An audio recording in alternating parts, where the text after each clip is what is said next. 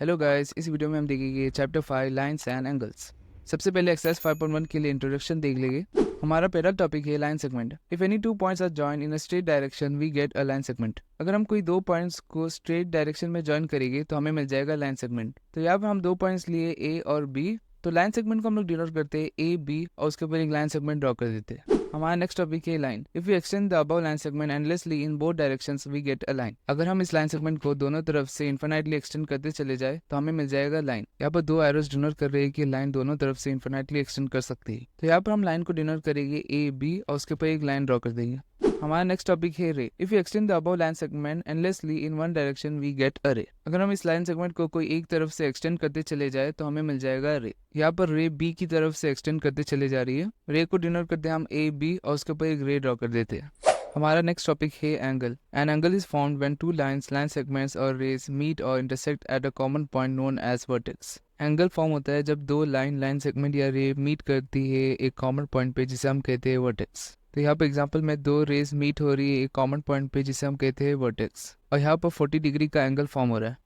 यहाँ पर हमें दिया गया an angle represents how much one line ray और लाइन सेगमेंट इज टिल्टेड और rotated with respect to another. It is expressed in degrees. Angle हमें बताता है कि एक लाइन दूसरे लाइन से कितना रोटेटेड या टिल्टेड है। इस केस में हमने दो रेस ले रखा है तो यहाँ पे एंगल बता रहा है कि एक रे दूसरे रे से कितना रोटेटेड या टिल्टेड है और एंगल को हम लोग मेजर करते हैं डिग्रीज में। अगर आप इस पॉइंट पर प्रोटेक्टर रखेंगे तो आपको दिखेगा कि यहाँ पर 40 डिग्री का एंगल फॉर्म हो रहा है। हमारा नेक्स्ट टॉपिक है types of angles. Total 3 types of angles होते हैं। पहला एंगल है एक्यूट एंगल। अगर किसी एंगल का मेजर 90 डिग्री से कम है तो उसे हम कहते हैं एक्यूट एंगल। यहाँ पर मैंने 50 डिग्री का एंगल ड्रॉ कर रखा है तो यहाँ पर ये एंगल 90 डिग्री से कम है तो इसे हम कहेंगे एक्यूट एंगल। नेक्स्ट एंगल है राइट एंगल। अगर कोई एंगल एक्जैक्टली 90 डिग्री मेजर करता है तो उसे हम कहेंगे राइट एंगल। तो यहाँ पर ये 90 डिग्री का एंगल ड्रॉ कर रखा है मैंने तो इसे हम कहेंगे राइट एंगल। नेक्स्ट है ऑब्ट्यूज एंगल। अगर किसी एंगल का मेजर 90 डिग्री से ज्यादा है तो उसे हम कहेंगे ऑब्ट्यूज एंगल। तो यहाँ पर 120 डिग्री 90 डिग्री से ज्यादा है तो इस एंगल को हम लोग कहेंगे ऑब्ट्यूज एंगल।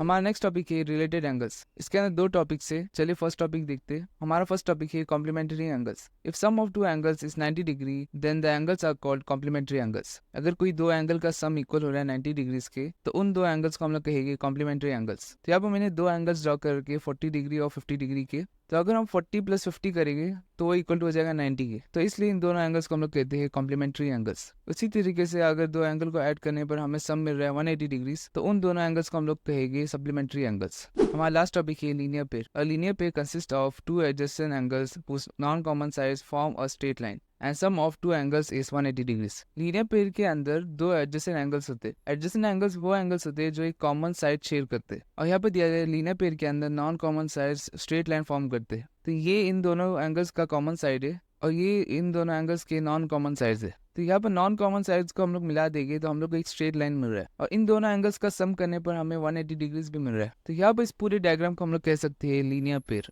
तो हमारा एक्सरसाइज 5.1 का इंट्रोडक्शन खलास हो चुका है।